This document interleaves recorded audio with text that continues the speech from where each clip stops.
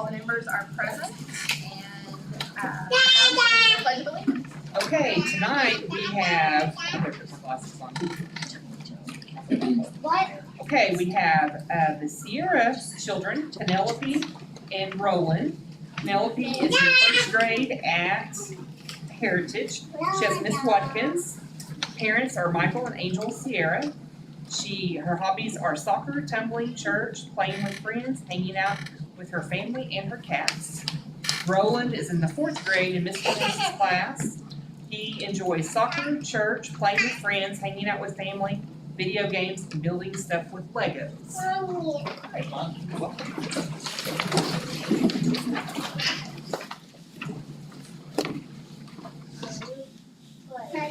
I pledge allegiance to the flag of the United States of America and to the republic for which it stands, one nation, under God, indivisible, with liberty and justice for all. Got something. Some of your names on it, and we got you Matt right here. You guys turn around that way, and we're gonna stand behind you and take a picture. Can you hold it, Penelope? There you go. All right, thank you.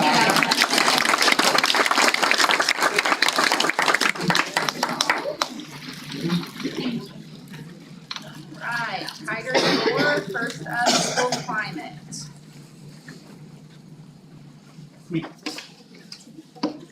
Well, tonight we're going to recognize our final school for the Tigers Award, and I think we saved our smallest, our loudest, our brightest for last, and that is Sequoia Elementary. And they are our pre-K center, where there are 175 pre-Kers that attend there, and let me tell you, it is an exciting place to be. They know I call them the ankle biters. You'll hear anything from crying, laughing, screaming, singing, dancing. They do it all there, but it is a controlled chaos. I mean, the teachers and the staff and Misty Blunt does an amazing, amazing job. Sequoia is led by the early childhood director, Misty Blunt. Misty is doing a wonderful job of creating a school climate where learning is fun and students and teachers love being at school. Sequoia is the building where parents get their first impression of the school district and students start their educational career. Misty and her staff are working hard to make sure their time there is a great experience. How many know where Misty is? I'm back there in the morning. Oh, in the corner. Misty is always wanting the best for her staff and students.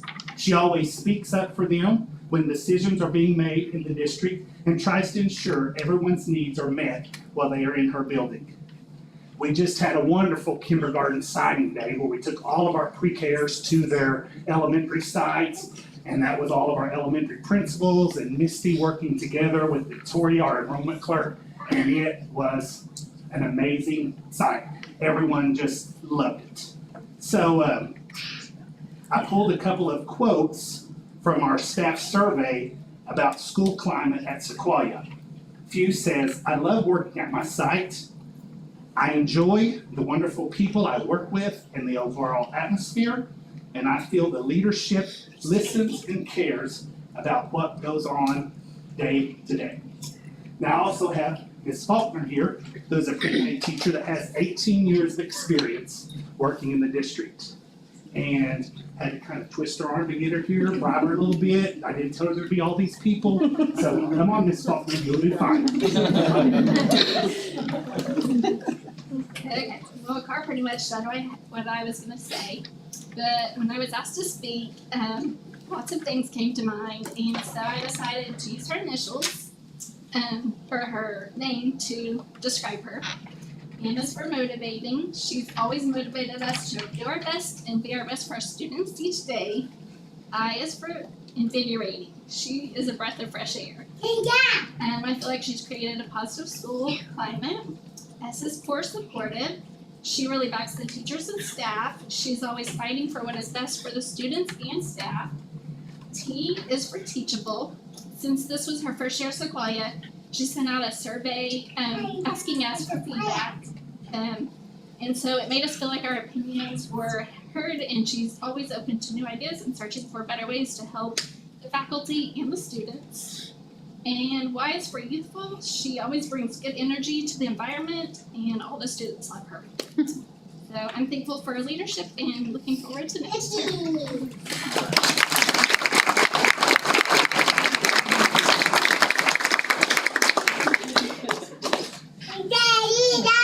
Miss Faulkner, you can leave. Miss. The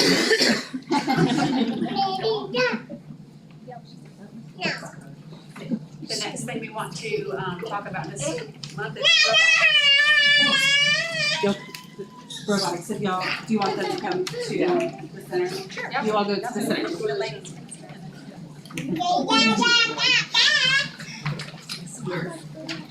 Hasn't been introduced, so. Cause y'all are the coaches too.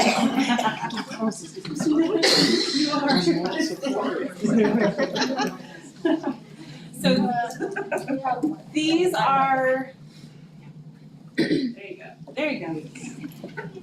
These are some of our robotics representatives from the middle school, Cherokee, Heritage, Greenwood could not be here this evening.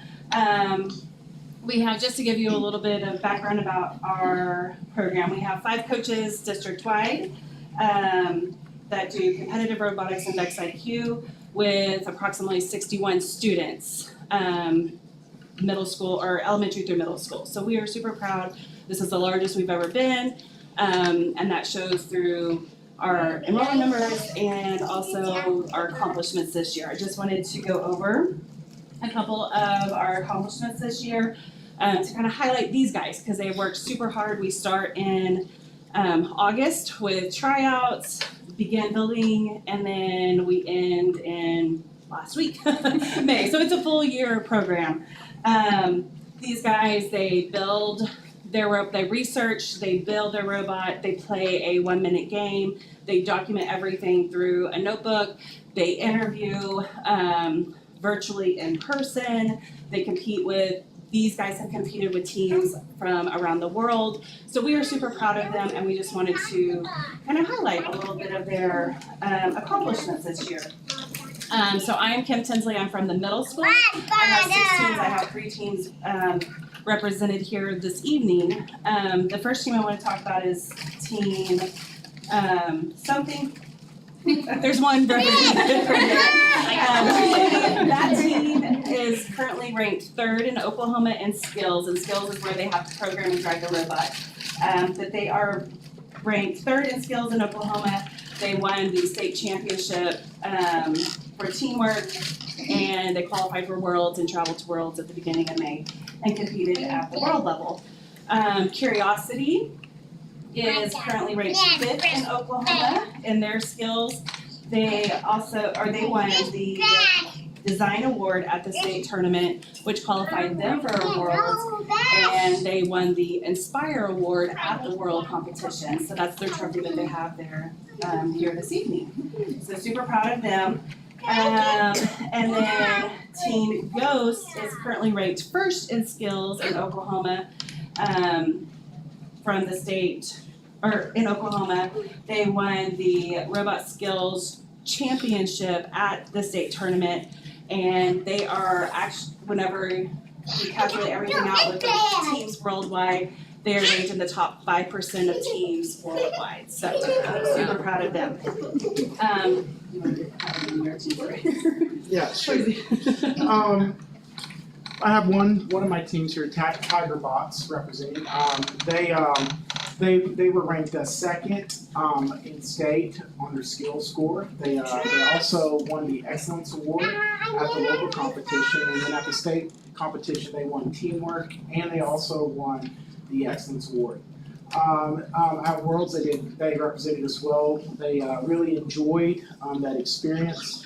Also, just one of my favorite parts is watching how they relate with not just adults, but seeing these other kids with different cultures and learning what I have a little video of them talking through Google Translate to each other. And that experience is just really working to accomplish goals with people from all cultures. It's just no other experience that they get to experience around here that words can express how thankful we are for that experience. Other than that, we have on my other two teams, we have the Boomers. They were ranked 4th under skills. They also got the Judges Award and Teamwork Award at local competitions. And one of my other space, Jupiter, they ranked 8th in skills, and they also won a Teamwork Award to actually get them to state. Very, very proud. It's just so fun watching them grow from, hey, how do these fit together, to making these parts move, to accomplishing, to see the bots from the beginning and to the end is just crazy. And also just my favorite part is seeing how they rebuild and have to deal with frustration and understanding that it's okay to fail. And that's one thing that you just can't, it's just so different, to understand that it's okay to deal with that frustration and help them grow. I feel like it's gonna help them be future leaders to say, hey, I failed this time, but I know I can rework and I can look at what I've documented and build upon that. And I feel like that's one of the core aspects that, thank you all so much for supporting robotics. Brittany's gonna tell a little bit about Heritage.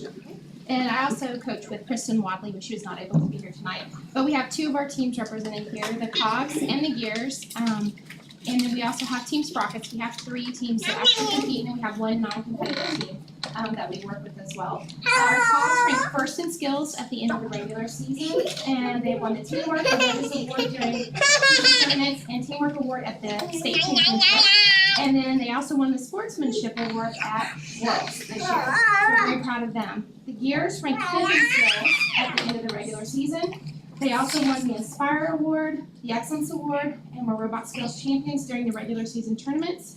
And then they won the Design Award at the Oklahoma State Championship Tournament. And then our Sprockets, they ranked 11th in skills at the end of the regular season. They won the Design Award during the regular season and the Energy Award at the state championship in Oklahoma. And then these guys got to go to Worlds, and we're so proud of this. Year's second time to go, and the Cogs first time, and they were amazing. They represented us well. And we are so very thankful for Tahlequah Public Schools and everyone that supported us, helped us with fundraising. It was an amazing experience to get to go. To kind of give you a rundown of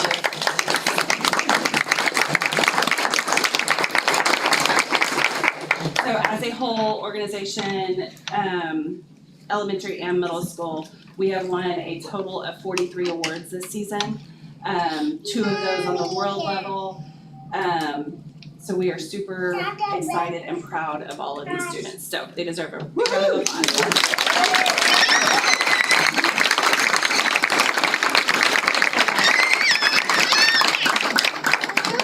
And we also have to thank our wonderful coaches, Kim Tinsley, Mark Geiger.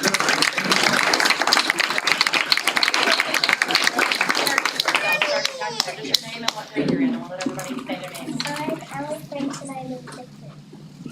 I'm Jack Hires, I'm in 5th grade. I'm Eric Talbert, I'm in 7th grade. I'm Wayne Webb and I'm in 8th grade. I'm Malik Ellison and I'm in 7th grade.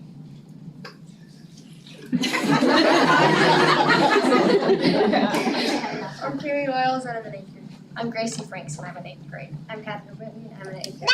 I'm Jude Geiger and I'm in 8th grade. Good job, everybody.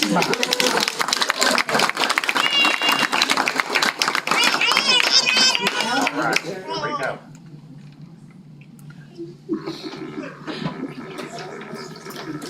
Okay. Thank you guys very much, and congratulations. Glad I can make you see.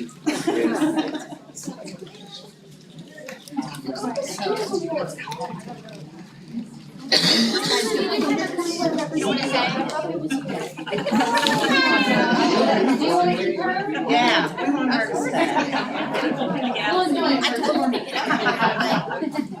That's not gonna happen. Okay, see you all later. No, I'm safe.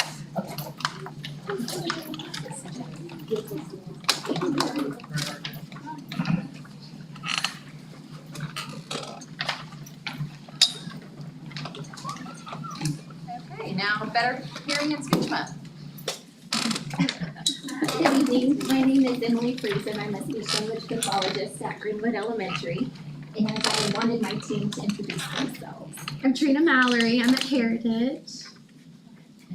I'm Danny Haggard, I'm at Cherokee and I go to Greenwood Elementary. And I'm Stephanie Ford, I'm at Sequoia Pre-K. I'm Madison Rushing, I'm at Heritage in Greenwood. We also have Robin Rowland at Cherokee and Kaylee Deaton at the middle school, and then Kimberly Hughley's covering the high school for us. And then I wanted to introduce our newest members of our team. We have Taylor Perry and Hannah Hayward. And they worked really hard this semester to help us cover maternity leave. They both earned their masters this month, and then they're gonna be working towards their national certification next year. So we're really excited about that. We're choosing telecloth. Yeah. The reason that we're here tonight is because May is National Better Hearing and Speech Month. So we try to make it out every May just to promote awareness about what we do within the school, and so that's on that handout that we provided for you. And then also to thank our administrators and our board members for all of your support of our program. That's all we have. You guys do an amazing job.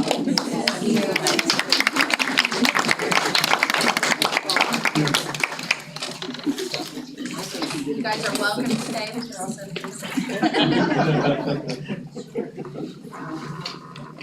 Thank you for the treats. Yes, thank you very much. Do we have any public to be heard?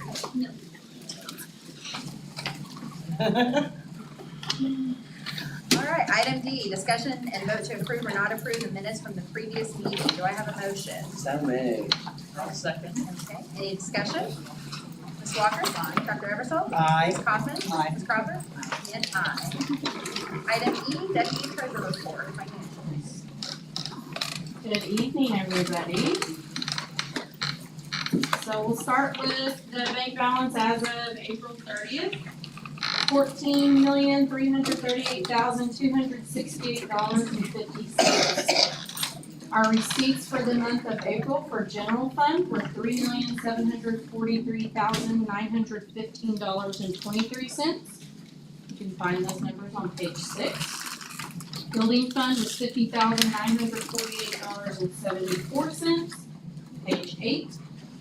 Clock fund was $500, that's on page 7. Sinking fund was $222,796.61. That total is on page 10. So that brings the bank balance for general fund total $9,574,763.19. Building fund, we're up to $1,948,627.33. Bond fund, we're at $339,015.15. And sinking fund, we're up to $2,570,949.48. Move on to activity accounts. Ending balance for activity accounts as of April 30th was $1,136,432.19. Our utilities.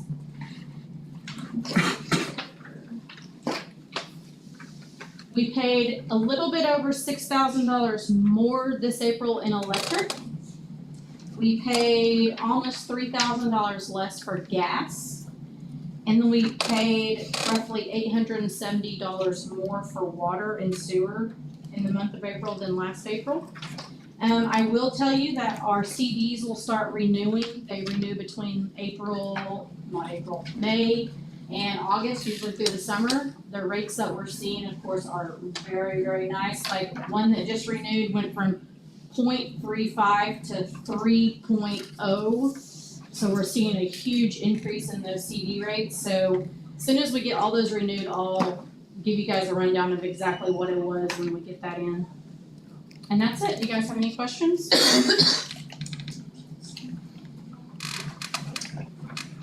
Alright, do I have a motion to approve item E1 and 2? I'll second. Any discussion? Ms. Walker? Dr. Eversole? Aye. Ms. Coffey? Aye. Ms. Crawford? And aye. Principal Director's Report, Ms. Lloyd. I'm gonna go off script for this tonight. I have to tell you guys, our new hires for our speech pass, above and beyond.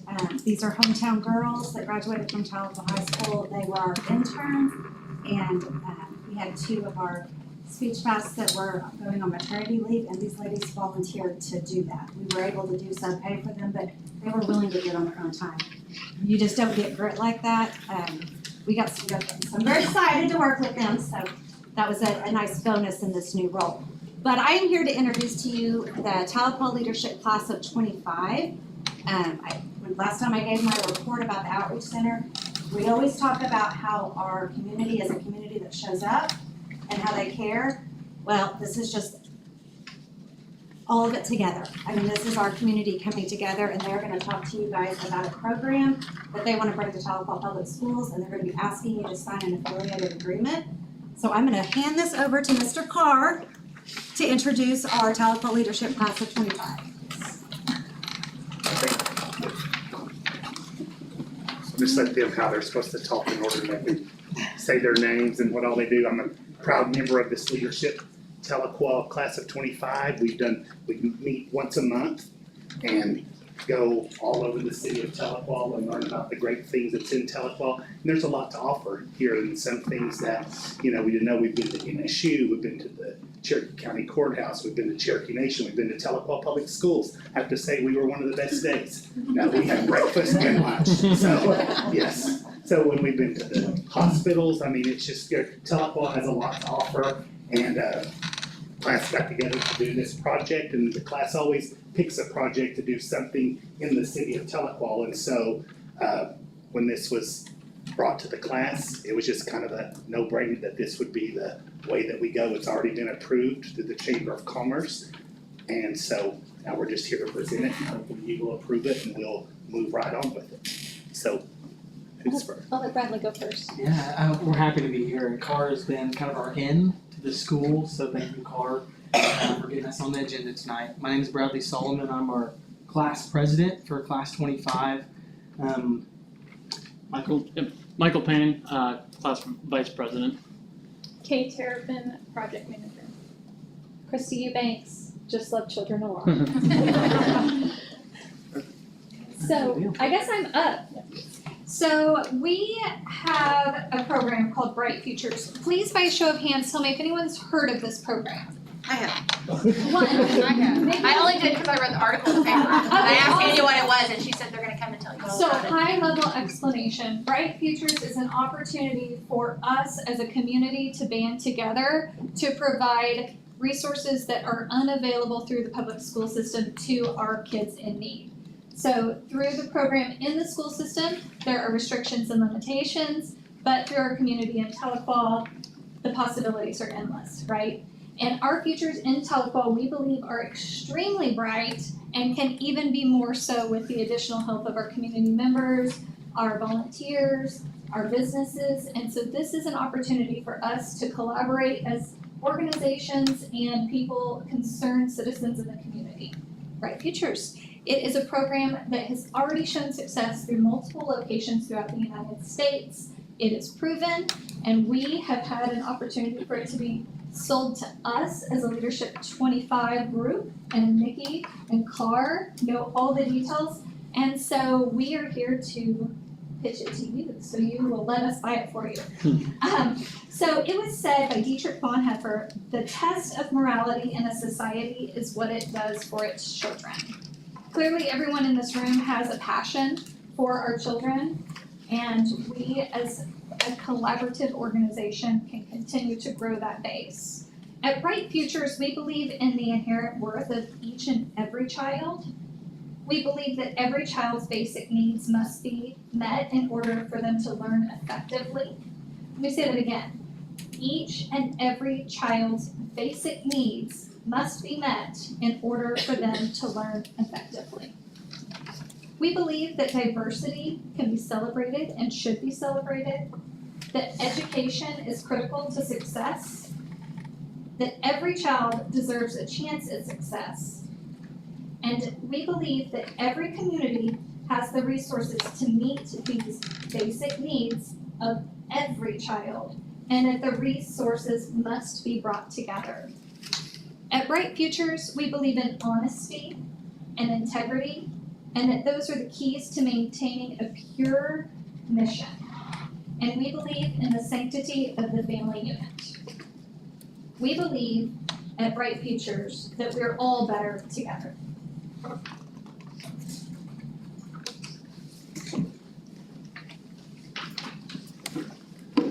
All as educators know the Bloom's Pyramid and how it works, and it's been used for more than half a century, from everything from framing digital tasks and evaluating apps to writing questions and assessments. So these are our higher order thinking skills that we want all of our teachers and students and just everyone in the school system to know. And the next pyramid shows Maslow's hierarchy of the human needs. And they believe that in order for a person to self-actualize, that basic needs such as food, water, shelter, safety, and love need to be present before a person can achieve at his or her full potential. So, which comes first? The Blooms, as it applies to the needs of our kids and our community, Maslow's stuff or Bloom's stuff. So, we go and we look. Maslow's is the thing that every child's basic needs must be met in order for children to be able to learn and grow. And a great quote they give is, "An empty stomach has no ears." Kids can't concentrate on learning if they don't feel safe or if they feel worried about where their next meal will come from. So on this child, a child's well-being goes hand in hand with academic achievement. So if we feel like if we can meet all of these needs, then they will have success in the academic world. So this photo kind of shows you what the framework will consist of. Basically the communities and schools synergy together with the capacity building and then the service learning. So a little bit more detail on that. The number one item would be creating communities and resource structures to meet any child's basic needs within 24 hours. The second is going to be build community capacity to improve problem solving capabilities to address the greater challenges faced by youth today. And then the third one is providing service learning opportunities to provide students and teachers curriculum-based, hands-on service experiences to grow generations in service-minded citizens. So basically we'll become a learning sheep. I don't know if you guys have heard that story or not, but we're teaching everyone that if we help and serve each other, the generations after are going to help and serve. And then looking at what we need from the district, thankfully the list is short. The first one being a commitment to partnering with us through our journey of working with the Bright Futures. Main point of that is just the approval of the affiliate agreement. Also looking at identifying the school district liaison and coordinator to assist within the Bright Futures stuff. Sorry, didn't establish. Check on that box. And then patience and understanding when we're working toward building this community initiative and going from there, but then also excitement when we see that we can meet these needs of the students on a day-to-day. The cost to become a Bright Futures affiliate community, thankfully all of that is already covered from the leadership class, but there is a one-time $3,000 affiliation fee that provides a lot of like the background and back support that Bright Futures has, but it also provides the marketing, branding, and kind of the name recognition that we are hoping for. Ongoing the technical assistance and support, the initial affiliation fee will also just look at the bringing it to the community, and that way it can be our Bright Futures organization. So no ongoing costs other than that initial fee, so good to go. And I want to say thank you for listening to our presentation. And before we jump into Q&A, we got time for questions. I want to tell you a little bit about how we came to this. So on our TPS day, we got to visit the Outreach Center. We got to learn about the different programs that are in place, like the back-to-back program, the closet. We also learned that about one need per day is brought to the attention of the outreach center that can't be met. It's unique. Could it be anything from a haircut that a student needs to try to nail that job interview, or a prom dress for someone who wants to go to prom, and then they go unmet. So what this isn't here to, Bright Futures isn't meant to replace what's already existing, it's meant to work together.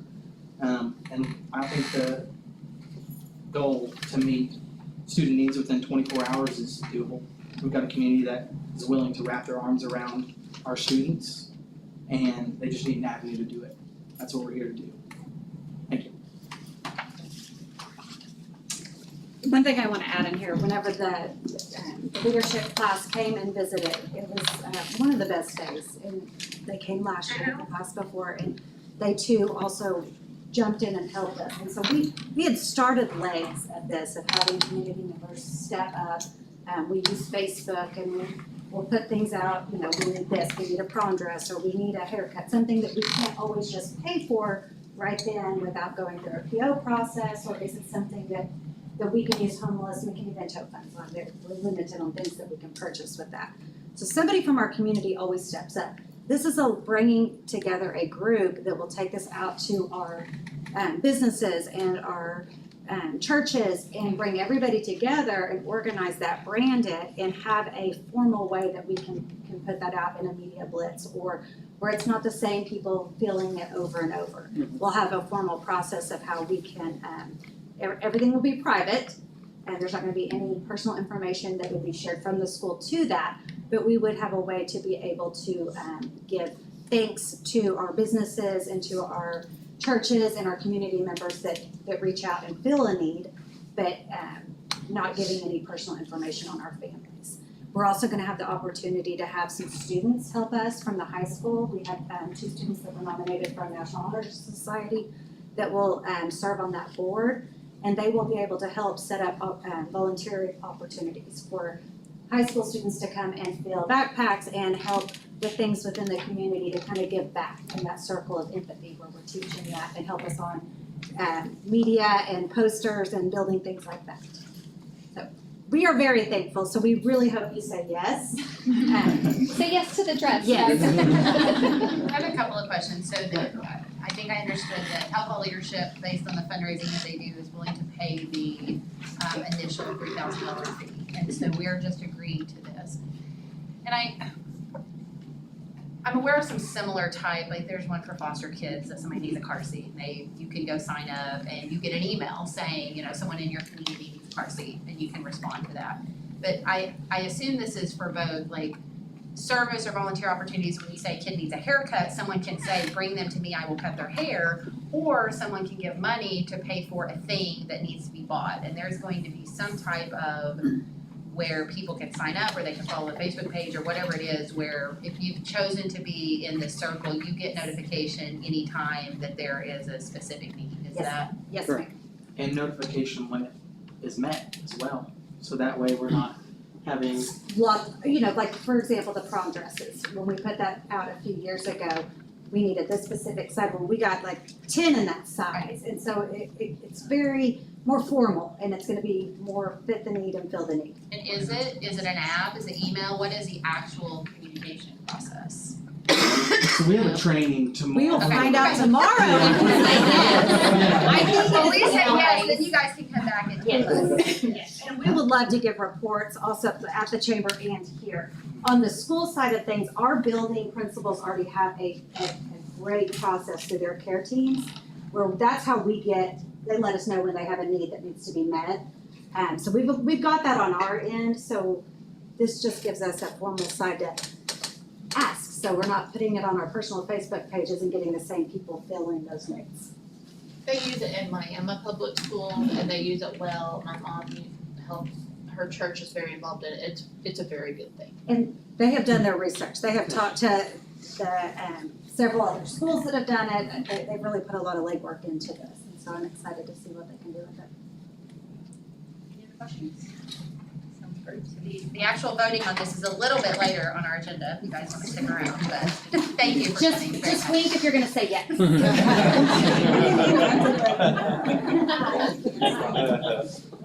will be just FYI as item K, so if you guys want to stick around, you're welcome to, but you're also free to go. Thank you very much. Thank you. All right, superintendent's report. All right, we have quite a bit of information to go through tonight, talk fast anyway, so talk maybe a little bit about Robert does. Oh, sorry. I talk so fast, I started. Sorry, Robert. I was just about to make a, adjustment. No, this is important stuff. I saw your. I've been here since 2 o'clock preparing. That is not true. Have you seen the TikTok or the reel recently with the guy talking about the Chromebooks? So he's a tech guy at a school, and he was like, it was great, we got all these money, we got thousands of these devices. The first year, we taught everyone how to use them. The second year, for about 6 months, we rocked around, and now we spent every day fixing Chromebooks. And I saw your stats on Chromebooks. Yes, we have a similar story. My name is Robert Batson, of course, I'm Technology Director at Talbot Public Schools. It's just a pleasure to speak with you this evening, and I do want to start out with thanking you for your support. We can't do this job without you, and so go ahead. This is our team of guys. As you can see that we work hard. We try not to take our jobs too seriously, but between the three of us, we have 60 years of experience. All of us have had 20 years plus in IT. Here is some just interesting facts about Talcott Public Schools and technology, all of the things that we maintain and oversee and look over and support. So we have roughly 3,000 Chromebooks, about 1,000 iPads, 700 Windows PCs. This year we had a huge hotspot initiative that we also support. Lots of wireless access points, which is necessary for any of those devices to work. 80 printers, lots of phones, lots of cameras, and lots of switches. Go ahead. This is just kind of puts in perspective of how technology has changed since I started.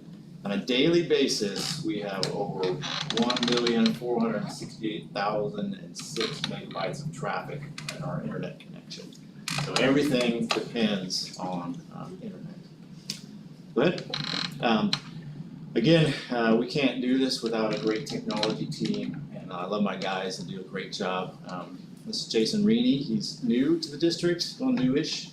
He's really taken over Chromebook repair, which takes a lot of our time. Also help desk support and creating accounts and so forth. We really appreciate him.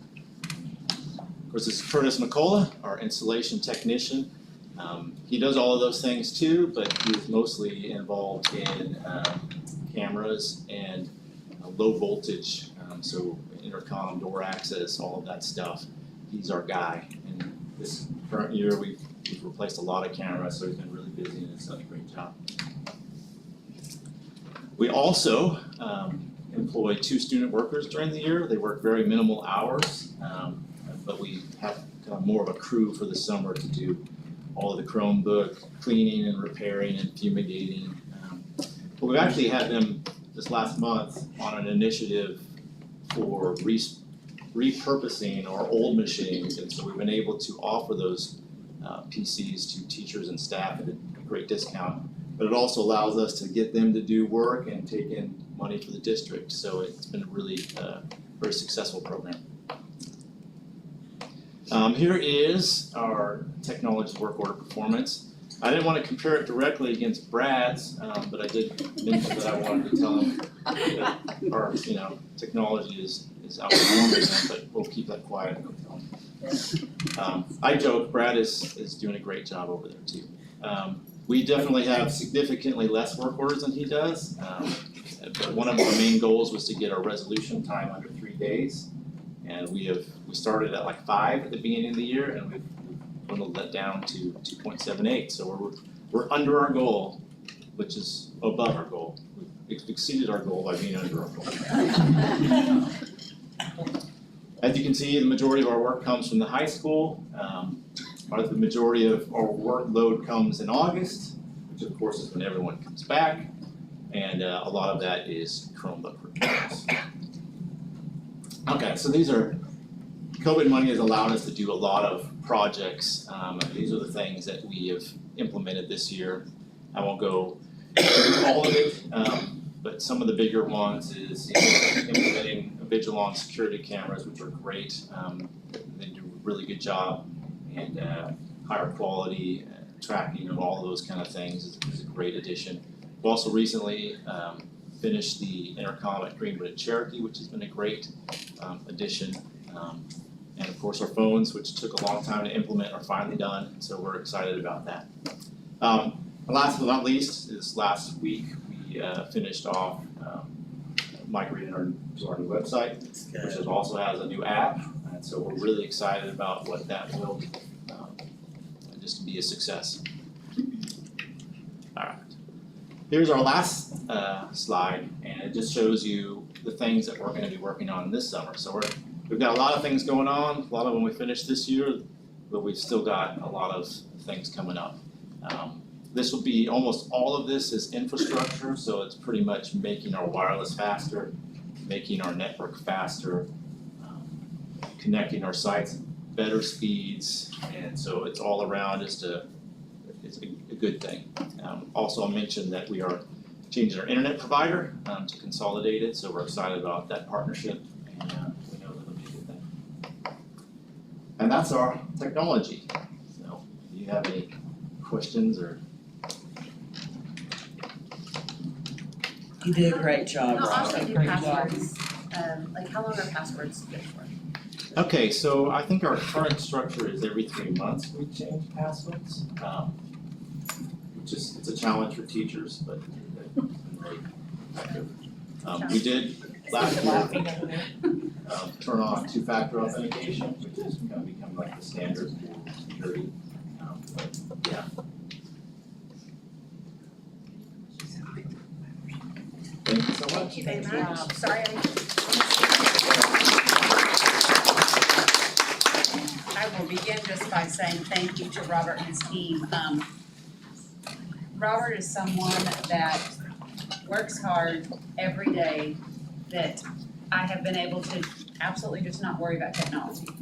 I know that he has the best interest of Tahlequah in every decision that he makes. I can trust him implicitly. He helps us we're the hardest customers. I mean, we need help with the smallest little things. I mean, I don't know if they have a smart board. It's not even a smart board, but I call it a smart board. And I just thank you, Robert, for being a valued employee and friend. I appreciate that. Thank you. So, yes, and to put up with us and not Internally really. Yes, he might be internally really good, but I think probably does. So as always, we'll start with, we have 508 employees right now, 3,567 students in our district. We just think it's important, if you're not used to being in one of our meetings, is talking about, what it is that these ladies and everybody that work here, who we're having an effect on, the number of humans that we touch every day. We are humbled by that fact that we have that many souls that we take care of. Love it. I mean, it's a great thing. Random fact, 33% of our budget is a federal source. That's important because we have lots of conversations right now about federal money in our state. And 33% of our budget is made up from that. That is not all competitive grants, some of that is formula grants as well. That includes things like, SPED money, Title I money, Title VI money, our Indian Ed money. So it's not just about competitive grants, it's about formula grants as well, and dollars that are very important to a district like us. Wanted to say just a shout out to all of our staff that might be watching this and just in the district. Last week we celebrated Staff Appreciation Week. We did Greenwood the week before, but most everybody else was last week. And just thank you to the patrons and the businesses and the community that just stepped up for that. I think everybody really felt the love from the community, and that really goes a really long way. In the middle of that, staff appreciation is part of our staff, but also nurse appreciation. So just a shout out to our nurses. Chrissy and I talked about our nurses. I think she watched them at Cherokee one day and came back afterwards like, oh my God, we have got to give them a shout out. Like the things that she got to witness in a short amount of time, you just don't realize what goes on in a school nurse's office. They do magic in there. These kids come in with any ailment you can imagine, and sometimes they just need a cup of ice, or they need a peppermint, or they just need to be listened to for a bit. And I mean, I was in there for 10 minutes and there were 12 kids in there, and they just all got what they needed. And some of them were actually in there taking their medicine, and it was amazing. And then one of my kids go there every day, so. So it must be a good place. I picked up my granddaughter Vivian yesterday from Heritage. She had sprained an ankle, in quite a bit of pain. So I get there and I'm helping her out, and the nurse has given her ibuprofen, has called her parents, I'm to pick her up. Vivi tells me, she said, you won't believe it, there was fish sticks at lunch, which apparently didn't agree with a lot of people's stomachs. They were coming in with tummy aches, and she was like, hey, I'm in pain over here. So, but yes, very busy. And it wasn't the fish sticks, it was their stomach. Believe me, she was coughing on me, it was helping her, I thought, I hope it's fish sticks.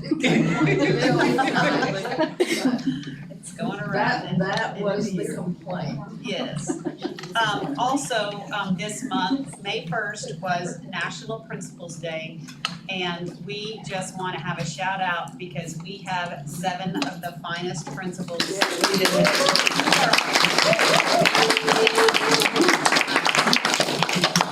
We know I did that job for 13 or more years. Mashburn did it just as long. Carr did, like all of us that work at the district level have been through that.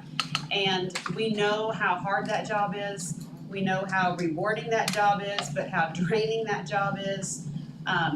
You guys get to do fun things. You get to do super hard things. I watched one of you do a very hard thing today and honoring the family of a child we lost in this year. It's not all sunshine and rainbows. I mean, sometimes it's throw up and it's lice and it's death and it's sickness and it's a little bit of everything. And it is one of the hardest but most rewarding jobs in the world, and we are so blessed with the 7 of you. We have 7 beautiful plants that we have around. We'll let you fight over them. Some hanging, some in case you didn't have hanging, but we just wanted to publicly let you know that we are so thankful for you. And thank you for also choosing to be here, because we are fully aware that you could go anywhere if you wanted a job right now and get one. So thank you for choosing to be here every day. Thank you.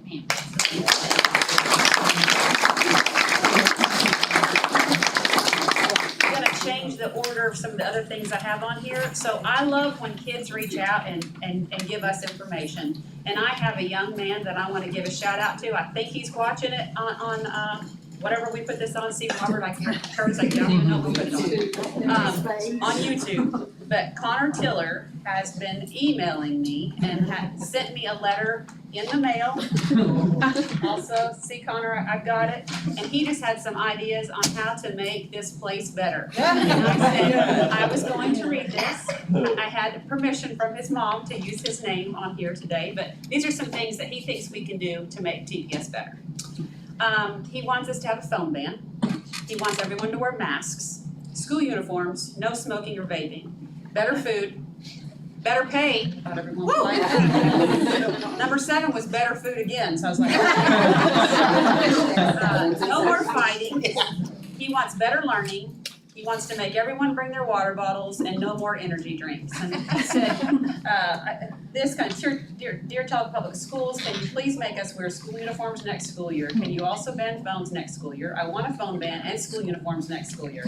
Sincerely, Connor Tiller, the Tahlequah Public Schools from Connor Tiller. So this is one of our high school students, and he is a precious young man, and he has great ideas. Just even in talking to Chrissy when we were starting this, she was talking with one of her children that were in 2nd grader, and what they wanted to make school better was good toilet paper. I mean, it was the little things in life. So shout out to Connor and your family. Thank you for giving it, and we'll see what we can do on that list for you.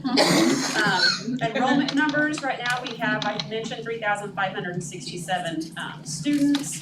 For time's sake, I'm not gonna go through where they are in every school, but again, 3,500. No one's transferring right this week, right? No transfers, no, we don't think. Bond projects updates, we've got a lot going on.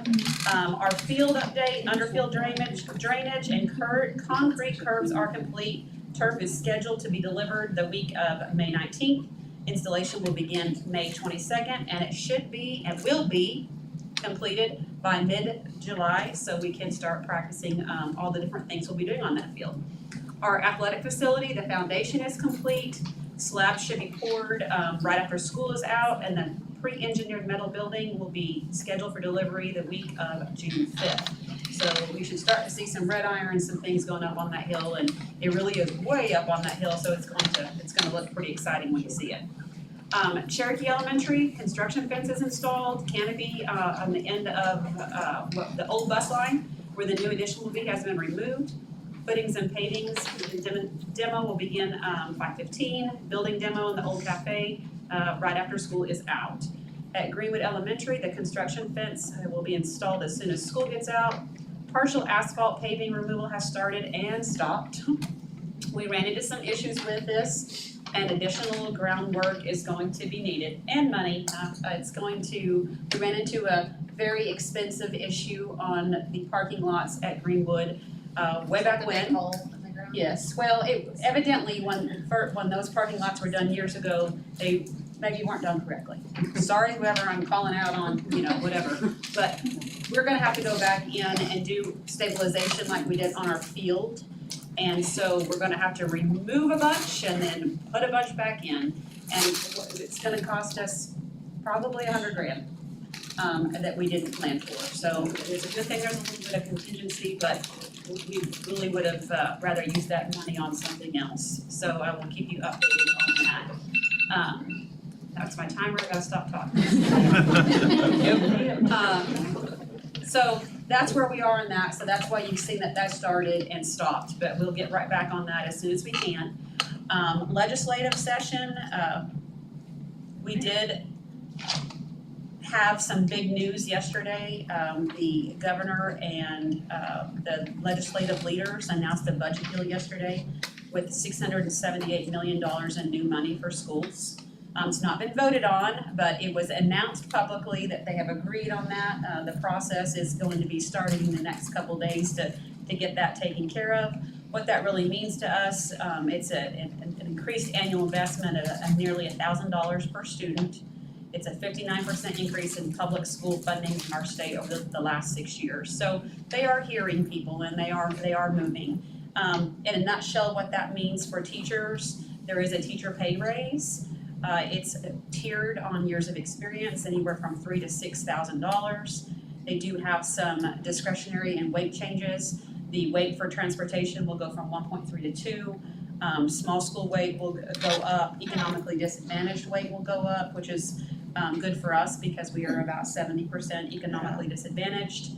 And there is some 6-week maternity leave pay in this plan as well as additional money in Redbud funding, which we receive quite a bit of. So those are all good things for us. There's gonna be a pilot program for school security and literacy.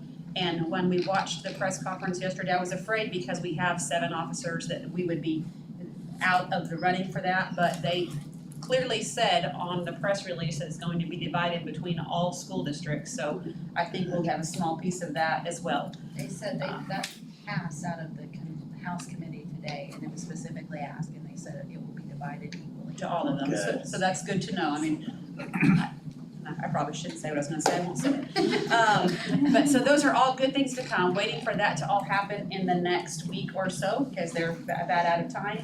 And we will, yes, May 26th, so that was good news. Really was worried that they were not going to come to some type of agreement, and happy that they did come to an agreement. So we'll keep you updated on that as we know more information.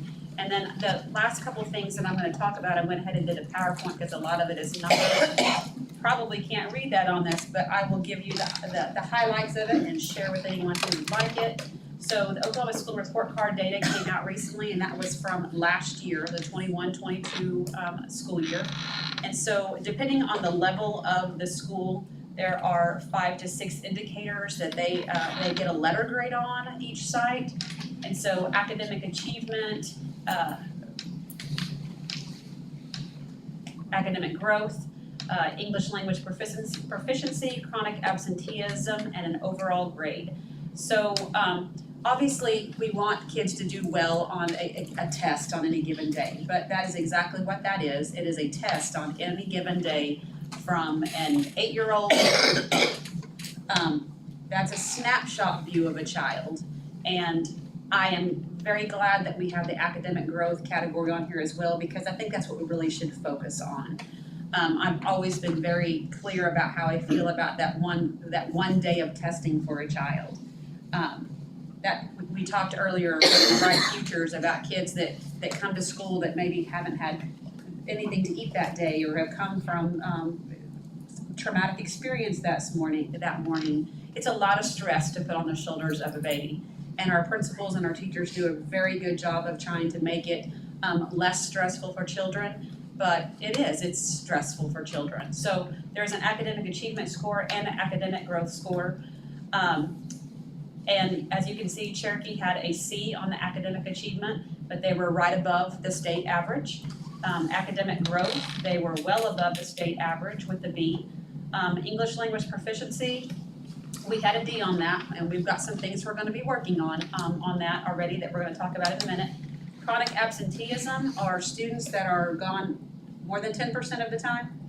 And that is something that we're hoping they're going to take it. Well, we hope they really change this whole system, but that is something that is very hard for the school to, we can't control that. We can't control whether they're here or not. We do everything we can to get them here and make them want to be here, but in all reality, we're graded on something that we have zero control of. I don't know that I have seen any school or district that does not have a D or an F in chronic absenteeism since we've been looking through these scores. The overall score at Cherokee was a C. Go to the next one. Greenwood, again, a little bit over the state average in academic achievement, well above the state average in academic growth. C's and D's right there. English language proficiency, again, chronic absenteeism, the D with the overall grade of C. So Heritage, we have the academic achievement was well above the state average with a B. Academic growth, again, well above the state average with a B. English language proficiency and chronic absenteeism, the same D we see in our other schools, and the overall grade was a B and high above the state average. So middle school,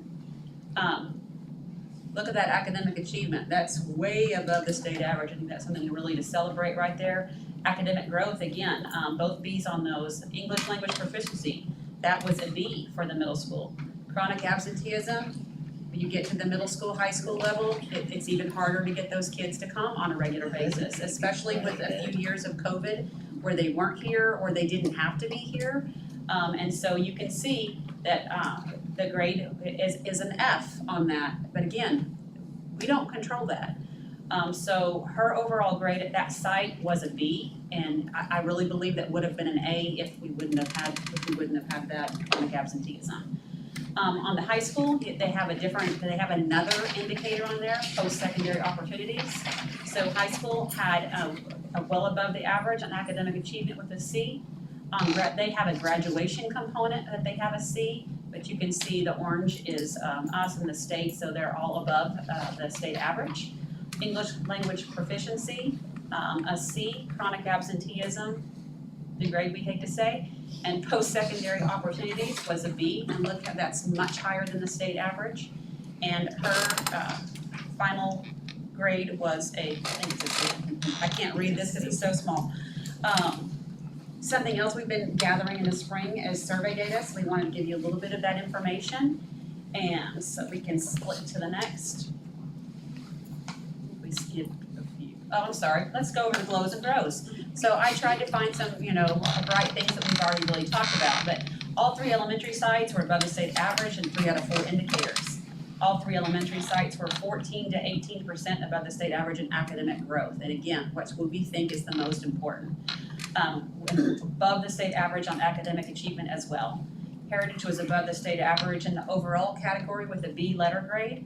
TMS was above the state average in every area except chronic absenteeism. TMS was above the state overall average with a B letter grade. THS was above the state average on 3 out of 5 categories. THS 14% above the state average in post-secondary opportunities. And THS was also above the state average in their letter grade. GROWS, we're always looking for ways to improve. We saw that the English language proficiency grade was not a good one in our elementary schools. We put some things into place that we think are gonna help that. We have a new comprehensive reading program that we're excited to see what's going to happen with that. We haven't had a specific curriculum in years, and it's something we knew we needed to put in, and I really feel like having a research-based, evidence-based curriculum is going to help all students. Also, we have employed EL teachers at every site again this year. That was taken out a few years, and I think we're seeing the evidence of that. You know how long it takes for those programs, like the reading program, how long does it take for that To show evidence. 3 years? 3, it's usually 3. 3 years. So we're pretty sure we think we're gonna see some growth this year, but it does take a few years for us to start seeing that, so we'll have to be patient. Chronic absenteeism, we know, is high at every site. Some things that we can control, we have revised the attendance policy, we did that earlier this year, back with the excused and non-excused. Students got very accustomed during COVID to just not coming and just calling in. So, I mean, we're back to a more stringent policy. We have every one of the sites do attendance incentives, and we're just working in school culture and communication. The more we do that, the more they want to be at school, and I think we have places that kids want to be at school. So those are some things we're working on, chronic absenteeism. And we're always looking to improve in academic achievement and growth. It wouldn't matter if we had 100 out of 100, we would be looking for 105. Yeah. So that's the way we're gonna look at that from now on. So survey data, we give a survey to our students, our teachers, and our parents every spring. So some of the really, goodness gracious, guys, I should have printed this bigger because I can't read either one of them. Sequoia, we do not have a student survey, obviously, on a computer for them, but we have taken data from the parents and from the teachers. And the teachers, I'm gonna have to get closer. I just have to apologize. So, teachers, so we just wanna, like a high, this year teachers in my school have been able to meet in PLCs. That was the highest score on the Sequoia teachers. Also, building leaders foster a positive, respectful school climate. I think we heard that this evening whenever we get a teacher come to attest to that. The lows, and that doesn't mean bad, it's the lowest of everything that we had a score for. I'm proud of the way my site looks and is maintained. We've been working on that. I think a lot of that at that building specifically is roof, and it's going on right now. It's almost finished. On her parent survey, she had 37 people fill out the survey. Students are treated with respect was the high, so I thought that was a really good high. Parents are included in making decisions at this school was the low, but that was still a 3.77 on a 5 scale, so it's not low. None of them are really low. It's just the low of all the choices that they had. But the overall average was a 4.72 if we were putting some numerics to it. So we can go to the next slide. Cherokee, we had 65 people do the student survey, and what they thought was the highest thing, teachers maintain well-organized classrooms. They noticed that thing, and who knows if they noticed that, but they do. They also think that teachers at their school treat all students with respect. Their low, which was a 3.31, so it's still above a 3 out of 5. Students are included in making decisions at school. They want to start helping make decisions. That's something for us to look at. She's like, hey, kids make their own mistake. Overall average on the student survey was a 4.06. There were 34 teachers that took the survey. Their high was, I feel safe in this building, and that's something we really focused on this year, so I love that. And the second one for them as well was building leadership, put emphasis on providing a safe environment, so they really feel safe with their leader and within their building. On low, I have the opportunity to give input for our common formative assessment, still 3.69, and if that's just something that she can take and try to see what is it, something she can do differently on that. Overall average, 4.52 out of a 5. That means they're very, very pleased with what they do in that building. Parent survey, 107 parents did that. My child's teacher returned phone calls and or emails in a timely manner, and well-organized classrooms, and building leadership, putting emphasis on safety are their high areas. Low, parents are included in making decisions with the school. We see that across the district, even at the district level. And we feel like we put lots of opportunities out for parents to be involved in that, but obviously what we're saying is not translating as well as we think, so that just gives us something to work on, but 4.39 average. Greenwood had 75 students take the survey. Students are taught to behave respectfully and responsibly was the high. I had adequate resources to support me, and my teachers communicate with me. So I love that from the students. Students are included in making decisions at the school. Again, that's where our lowest is. But the overall average was a 3.8. On the teacher survey, 42 people took that survey. On the high, this year teachers in my school have been able to meet in PLCs. We've really put some time and effort to that, so they're saying 4.72. They're meeting my needs on that. I feel safe, safe in my building, and my building leaders advocate for high quality performance. The lowest was a 3.79. I'm proud of the way my site looks and is maintained. Had the opportunity to give input for common formative assessments. Overall average 4.35. On the parent survey, they had 69 parents take the survey, 4.68 for the high. My child's teachers returned phone calls and or emails. They know me, I feel welcome at my school. All things that we want to hear. The low, parents are included in making decisions in the school. The overall average was a 4.4. At Heritage, 77 students took this survey. They think they have adequate resources to support their learning. They're taught to behave respectfully and responsibility, and they have a safe learning environment. Low, students are included in making decisions at the school. Overall average of 4.16. On the teacher survey, they had 43 teachers take this survey. They also, high, I feel safe in my building. Lots of work on PLCs, positive communications, and high academic expectations. The low, 4.24, building leaders have provided teacher staff adequate time to prepare for all learners. We have time for PLCs, but we don't have time for that. Just knowing that building, I think the difference in that is very structured PLC time. So they probably feel like they don't have other time outside of that because they put a lot of work into that. I know Amanda really has. Comfortable sharing ideas, but again, those are still 4.28 on a 5-point scale. Still great scores. 4.46 overall average. Parent survey data, they had 71 parents. My child's school building is well maintained, well organized classrooms, and they return phone calls and emails in a timely manner.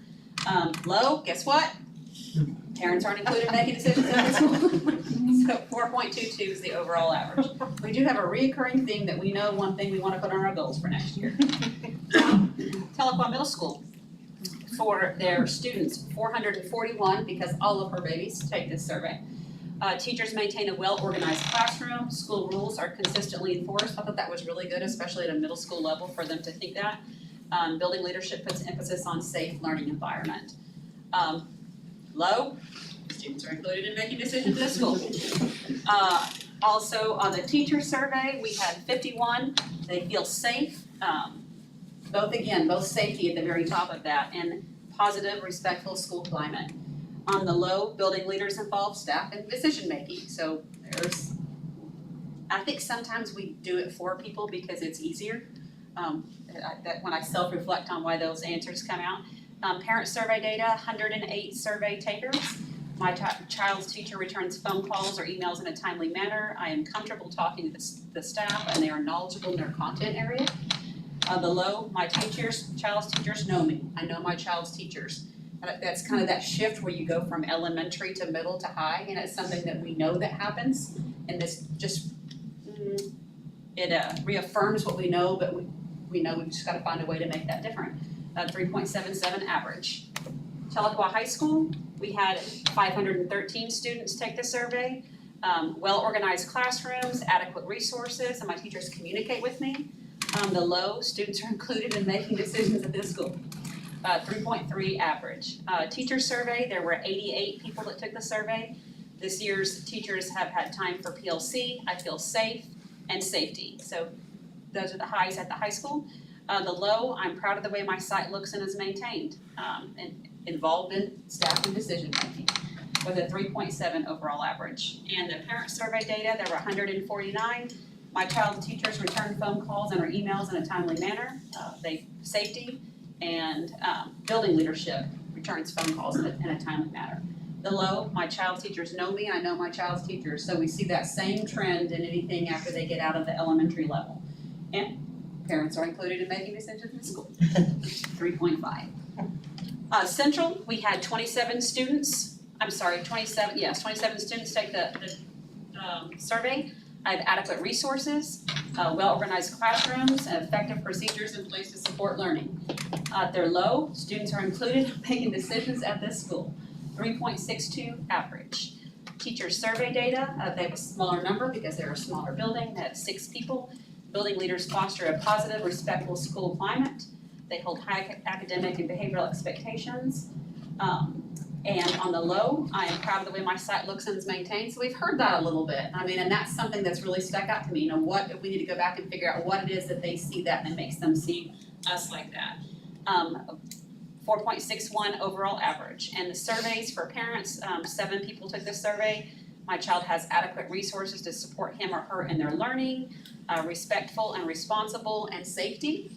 And the low, I know my child's teachers know me, I'm included in making decisions. So all 3 secondary buildings had the exact same low.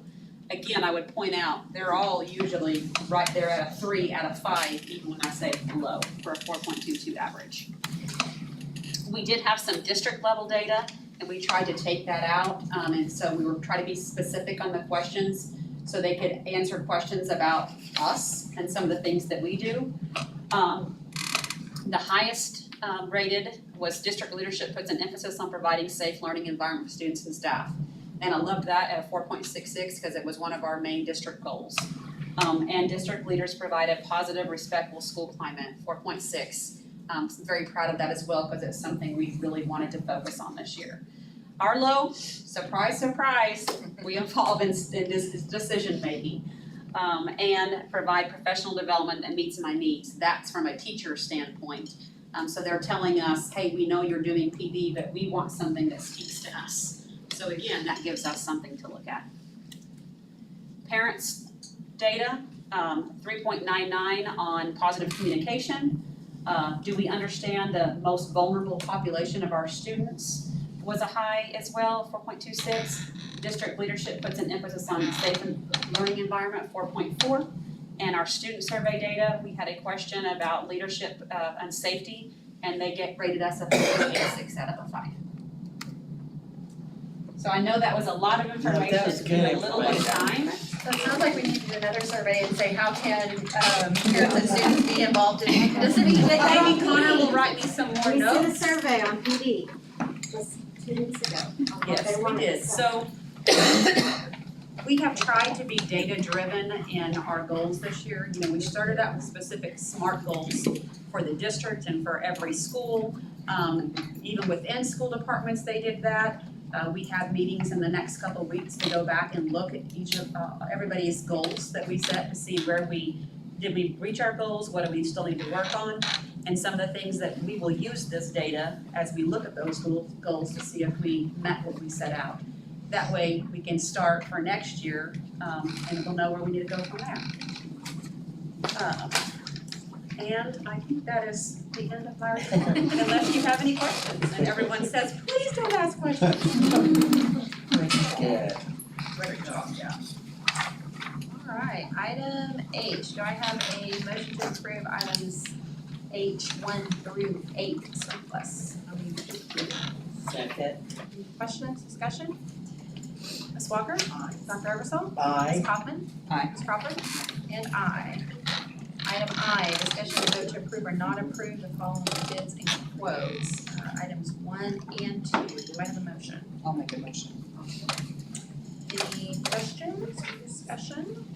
Maybe some better toilet paper on. That's what I feel like on a child. I don't know if I can bring my. She wants Charmin. It's actually, I don't think it's Charmin, but I think it's gonna be better than what we had in the past. Can you read? Alright, I have a, did I have a motion? Yep, Sean. Okay, sorry. Ms. Walker? Aye. Dr. Eversole? Aye. Ms. Kaufman? Aye. Ms. Crawford? Aye. And aye. Item J, discussion and vote to approve or not approve the purchase of a 2021 International wheelchair equipped bus from Holt Truck for the total remaining cost of $67,308. Do I have a motion? I make a motion to approve. Second. Discussion? We would prefer to always lease these and keep newer, models in our fleet. However, this could be 1.5 to 2 years if then to be able to replace this. So it is still in great shape, so this one we will purchase, because we really just can't get another model. Ms. Walker? Dr. Eversole? Aye. Ms. Kaufman? Aye. Ms. Crawford? Aye. And I am going to make a motion to approve items K 1 through 4, excluding item K 2K. Do I have a second? I'll second. Any discussion? Yeah, I want to say one thing real quick. Since COVID, that Save a Senior, I think, has kind of hit and missed. And I don't know if it's Natalie's gig or Nikki's thing to, maybe the year before kids are a senior, they get a parent committee together as juniors that lead on, because I think we could be, or maybe have a little problem with a parent who's leading this charge this year who's not a parent. Okay. Okay? I mean, I just wanna throw that out. Of a current student. Yeah, the parent who's, Yeah, parent. yeah. Yeah. You know, there ought to be a group of parents and they raise money and the community helps, but it's kind of been hit and miss, and I understand that's from COVID. But this parent hasn't had a child in a long time, and I think that's not a good thing for us. We've spoken a little bit about Save a Senior. It's actually on our list of things to go with principals in a couple weeks. Just looking to see what we've always done. Is that what we want to continue to do? Does it need to be changed up a little bit with the time? I think you're having a little bit harder time getting people to participate. And either one of you 3 ladies over there that want to jump in on any of this, feel free. But They had a parent that was in charge of it. Unfortunately, her husband is gravely ill. And so that no one wanted to stand up and do it. She does have a niece that is a senior, and the niece does live with her, so she is a parent Of a current senior. I still have, or guardian. I still have Yes, problems with that. But we think it's something that, I mean, we've noted that it's something we might want to look at. I know that the next group of parents is already. Nikki's, That's senior. good. I'm a parent, it's not my gig, but I am a parent on this next. Yeah, Well, it ought to be a group. I don't think, Natalie, it needs to be one parent. I mean, when my child was there, they said it was the parent of the senior class president. Well, maybe that parent didn't wanna do it, you know? It ought to be a committee of about 5 parents and you get other parents involved. And I think they did that. They did have that. They did Yeah, they have did. that. They They had did. 5 and 6 different parents and people just Like got busy. tonight- Life would hit them and they couldn't do. It's not that they didn't start out with every year they start out with X amount of parents and then people just start going, I can't, I don't have time, I've had an emergency in my family. So they would start out with a lot of parents that were at least 5 to 10 parents, at least 7 I know of this year that are working. Yeah, it's a group. It's a group, Because Jessica it's not Morrison just kind of one. spearheaded the thing, Powder Puff tonight, and really Jennifer didn't have as many things to do with that. So it's a group effort, really. And it's an opportunity for parents to be involved Right. in decisions. And they do beg, and it is not a principal's role to take that, because the No. principal is bogged down with No. a gazillion things. I It is agree. a parent group that has to do that. It's been for the last 5 or 6 years, it's been, right, even pre-COVID, it was kind of going, it's not like it used to be. Things have changed. I think kids have changed. Kids have changed of what they want to do and what they want to participate in. So I think maybe this next parent group will spark a fire again. So duly noted, and it is something that we'd already noticed that we needed to examine. Yes. I know Natalie was examining it from, the end of her first year as high school principal. I was examining it from the end of my first year as superintendent. We're never interested in just always doing the same thing as we've always done it. Definition of insanity, doing the same thing over and over and again, expecting a different result. Right. Yes. So we are always looking to see what we've done and then see if we can do it better. All right, we have a motion and a second. Ms. Walker? Dr. Eversole? Aye. Ms. Kaufman? Aye. Ms. Crawford? And I. And I now need a motion for item K, I make a motion for item K. K2K. Okay, And I'll second that. okay. And I abstain from this. It's a contract with Cherokee Nation. I said that I don't have to because it's not an actual conflict, but I feel more comfortable abstaining, so I do. Ms. Walker? Aye. Dr. Eversole? Aye. Ms. Kaufman? Aye. Ms. Crawford? And I abstain. Item L, discussion and vote to approve or not approve the following job description, personnel secretary. Do I have a motion? I make that motion to approve that job description. What about a second? I can't hear, I'm sorry if you made a motion. Got it? Any discussion? Ms. Walker? Dr. Eversole? Aye. Ms. Kaufman? Aye. Ms. Crawford? And I.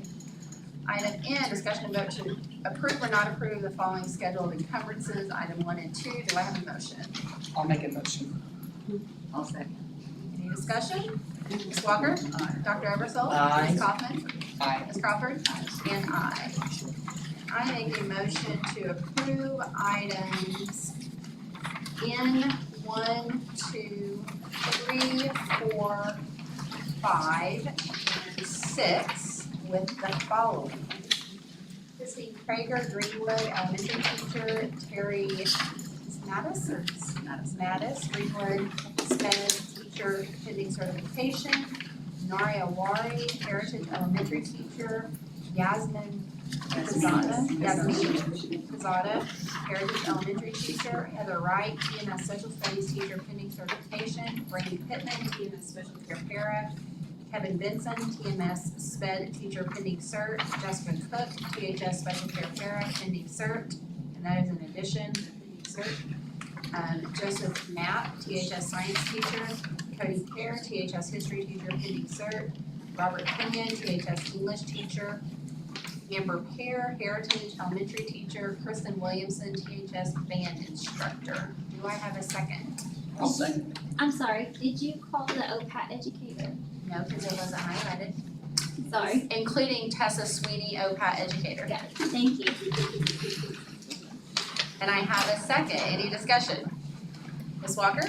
Aye. Dr. Eversole? Aye. Ms. Kaufman? Aye. Ms. Crawford? And I. We have no new business and we are adjourned. That was great. Yeah, I was nervous that it was gonna be like, item K, number 2A.